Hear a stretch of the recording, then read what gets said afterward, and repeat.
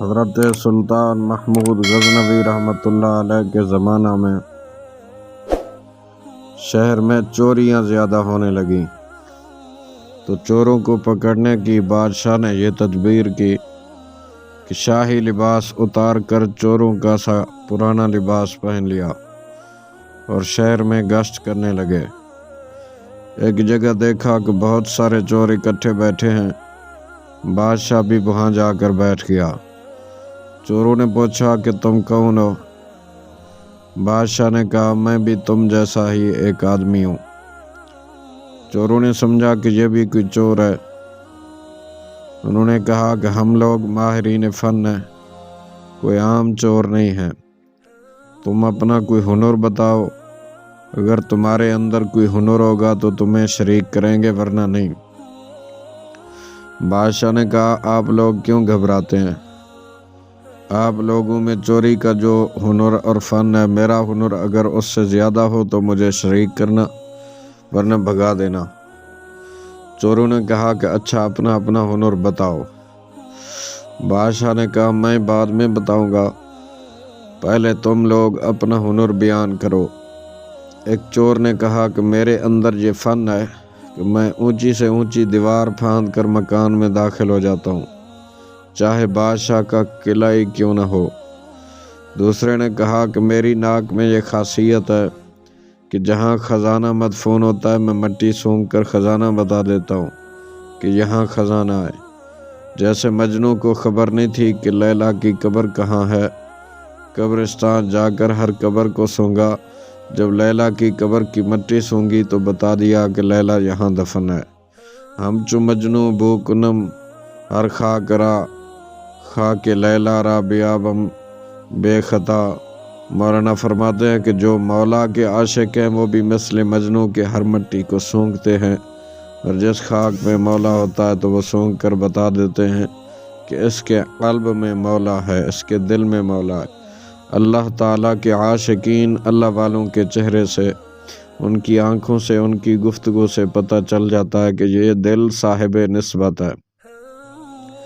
تیسرے چور نے کہا کہ میرے بازو میں ایسی طاقت ہے، چاہے کتنی موٹی دیواروں میں گھر میں گھسنے کے لیے اس میں سوراخ کر دیتا ہوں۔ چوتھے نے کہا میں ماہر حساب ہوں، PhD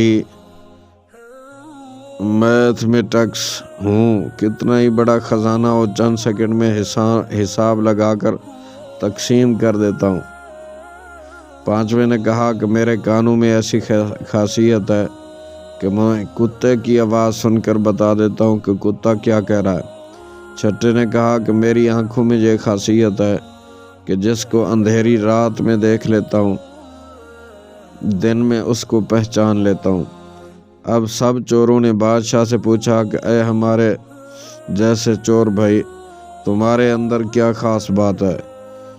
بادشاہ سلطان محمود غزنوی رحمۃ اللہ علیہ نے کہا کہ بھائی میری داڑھی میں ایک خاصیت ہے کہ چوں بجنبد ریش من ایشاں رہند، جب میں مجرمین کو پھانسی کے لیے جلادوں کے حوالے کر دیا جاتا ہے تو اس وقت اگر میری داڑھی ہل جاتی ہے تو مجرمین پھانسی کے پھندے سے چھوٹ جاتے ہیں۔ یہ سن کر چور مارے خوشی کے کہنے لگے گفتندش کی کتب ماتوئی، روز محنت ہا خلاص ماتوئی۔ آپ تو چوروں کے کتب ہیں، جب ہم کسی مصیبت میں پھنسیں گے تو آپ ہی کے ذریعے ہم کو خلاصی ملے گی۔ لہذا فیصلہ ہوا کہ آج بادشاہ کے یہاں چوری کی جائے، کیونکہ آج سب اراکین نہایت پاورفل ہیں اور مصیبت سے چھڑانے والا داڑھی والا بھی ساتھ ہے۔ لہذا سب بادشاہ کے محل کی طرف چل پڑے۔ راستے میں کتا بھونکا تو کتے کی آواز پہچاننے والے نے کہا کہ کتا کہہ رہا ہے کہ بادشاہ تمہارے ساتھ ہے، لیکن چور پھر بھی چوری کے ارادے سے باز نہ آئے، بوجہ لالچ اور طمع کے، کیونکہ لالچ آنکھوں پہ پردہ ڈال دیتا ہے، عقل و ہوش کو اڑا دیتا ہے، جس سے ہنر پوشیدہ ہو جاتا ہے۔ مولانا رومی رحمۃ اللہ علیہ فرماتے ہیں صد حجاب از دل بسوئے دیدہ شد، چوں غرض آمد ہنر پوشیدہ شد۔ ہر گناہ اسی طرح ہوتا ہے کہ شہوت اور لالچ آنکھوں پہ پردے ڈال دیتا ہے، پھر برے بھلے کی تمیز نہیں رہتی، جانتا ہے کہ یہ آنکھوں کا زنا ہے لیکن مغلوب ہو کر گناہ کرتا ہے، اسی لیے اسباب گناہ سے دوری کا حکم فرمایا تاکہ لالچ پیدا ہو۔ لہذا بادشاہ کے یہاں چوری ہوئی، چوروں نے خزانہ لوٹ لیا۔ جنگل میں بیٹھ کر ماہر حساب نے سب کا حصہ لگا کر چند منٹ میں تقسیم کر دیا۔ بادشاہ نے کہا سب لوگ اپنا اپنا پتہ لکھوا دیں تاکہ آئندہ جب چوری کرنا ہو تو ہم لوگ آسانی سے جمع ہو جائیں۔ اس طرح بادشاہ نے سب کا پتہ نوٹ کر لیا۔ اگلے دن بادشاہ نے عدالت لگائی اور پولیس والوں کو حکم دیا کہ سب کو پکڑ لاؤ۔ جب سب چور ہتھکڑیاں ڈال کر حاضر کیے گئے تو بادشاہ نے سب کو پھانسی کا حکم دے دیا اور کہا کہ اس مقدمے میں کسی گواہ کی ضرورت نہیں، کیونکہ سلطان خود وہاں موجود تھا۔ پیارے بھائیو، اسی طرح قیامت کے دن اللہ تعالیٰ کو کسی گواہ کی ضرورت نہیں ہوگی، کیونکہ وَهُوَ مَعَكُمْ أَيْنَمَا كُنْتُمْ۔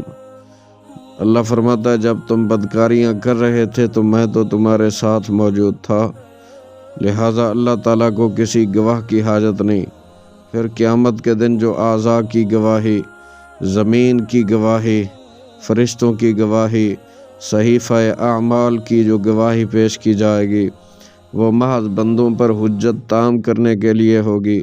جب 6 کے 6 چور پھانسی کے تختے پر کھڑے ہو گئے تو وہ چور جس نے بادشاہ کو دیکھا تھا اور اس نے پہچان لیا کہ یہ وہی بادشاہ ہے جو رات کو ہمارے ساتھ تھا، وہ تختہ دار سے چلایا کہ حضور کچھ دیر کو ہماری جانوں کو امان دی جائے، میں آپ سے تنہائی میں کچھ بات کرنا چاہتا ہوں۔